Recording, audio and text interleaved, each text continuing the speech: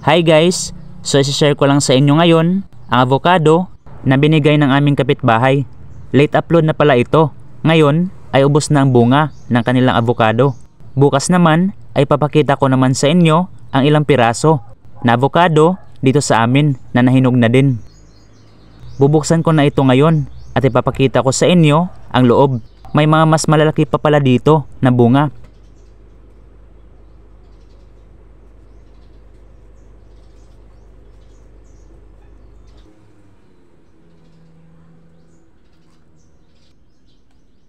Meron pala itong mga parang hibla na violet o purple sa kanyang laman. Bihira na ako makakita ng ganitong klase ng avocado. Natatandaan ko dati, merong tanim ang lola ko na ganitong klase din na avocado, pero wala na ito ngayon. Siguro ang kapitbahay namin nakapagpatubo ng buto, kaya nasave niya itong klase ng avocado dito. Medyo creamy din naman siya. May kalakihan lang yung buto, pero malaman pa din. Sa inyo, ano ang tawag dito sa variety ng avocado?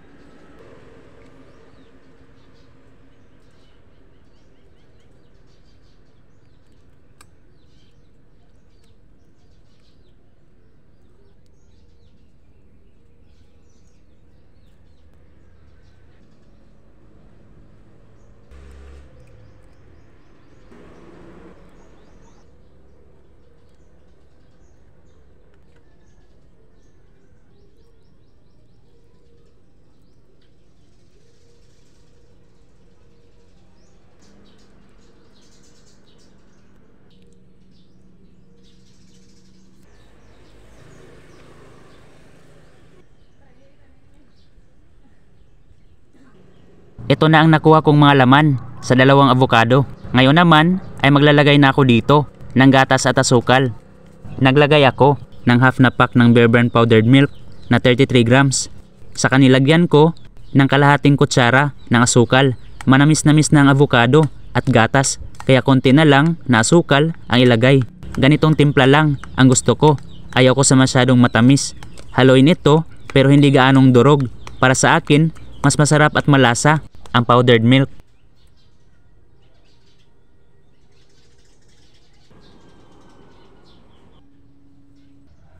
Titikman ko na ito ngayon. Kakainin pala.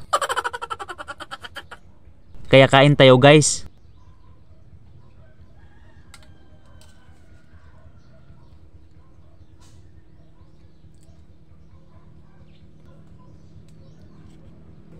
Masarap din ito na klase ng avocado. Tama lang talaga ang tamis at pagka-creamy nito. Abangan ninyo bukas ang avocado naman namin na nahinog na.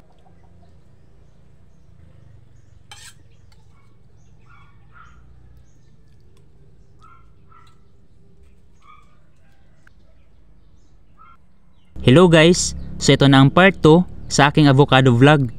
Bago ko ipakita ang bunga ng avocado namin, ay papakita ko muna sa inyo ang puno. Dati, medyo marami din ang naging bunga. Ngayong taon ay nasa 8 piraso lang. Madalas din kasi ito pinuputulan ng sanga. 2 piraso na lang ang natira kasi ang iba ay nakain na namin at binigay sa aking pinsan. Saktong hinog na ito guys. Sa napansin ninyo, meron siyang mga parang bilog-bilog sa kanyang balat. Ngayon lang din ito nagkaroon ng ganito, pero malalaman natin ngayon kung maayos ba ang loob o hindi.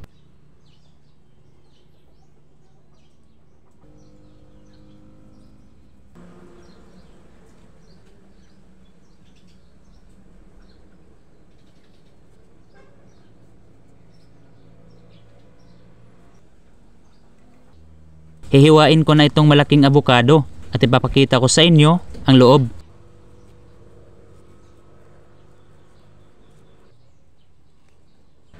So ayan, maayos at maganda pala yung loob nito at walang sira.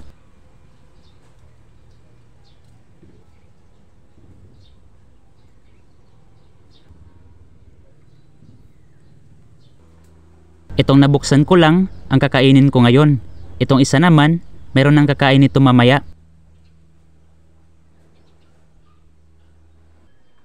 Ang ganda ng texture ng kanyang laman. Meron palang malalaki din sa mga bunga.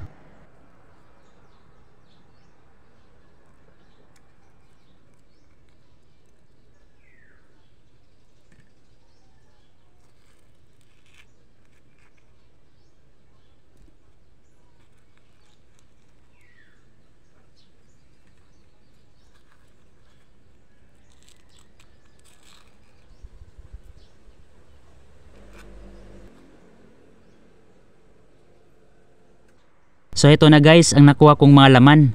Ngayon naman ay lalagyan ko lang ito ng isang sangkap. Kung sa isa kong vlog may konting asukal akong nilagay, dito naman ay powdered milk lang na nasa 1/3 small pack at 33 grams. May tamis ka na din na malalasahan nito dahil sa gatas.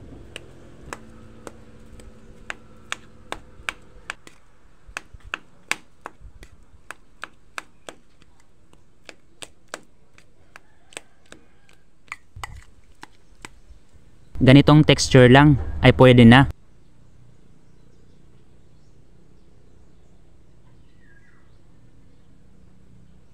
So ito na guys, the moment of truth, kain tayo. Maganda din ito na klase ng avocado, medyo oily konti at hindi matubig. Ang sarap-sarap din talaga nito.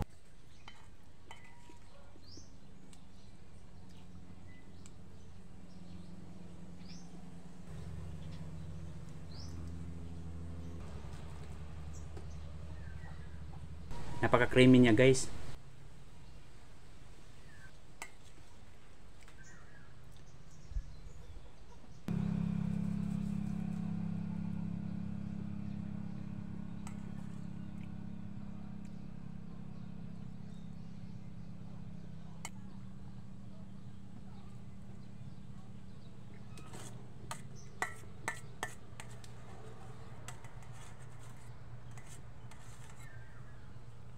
Kahit sa ganitong timpla ay masarap na din. Share ko sa inyo guys kung paano kami magpatubo at magtanim ng avocado. Yung mga buto nito ay ilalagay lang sa ibabaw ng pots. Madali na yan tutubo. Maganda yung may halong compost ang lupa para madali na lang itong bunutin. May pinatubo na kami dito na buto sa ibang pot at ito na ang resulta. Palalakihin at paparamihin pa itong mga dahon bago ilipat para mabuhay talaga. Sa paglilipat naman ay kailangan may lupa pa ito nadala matapos hugutin. Meron na din dito sa aming likod na malaki-laki na din na tanim na avocado. Direct sunlight na ito at patuloy na sa paglaki. Piliin lang ninyo ang maganda na klase ng avocado.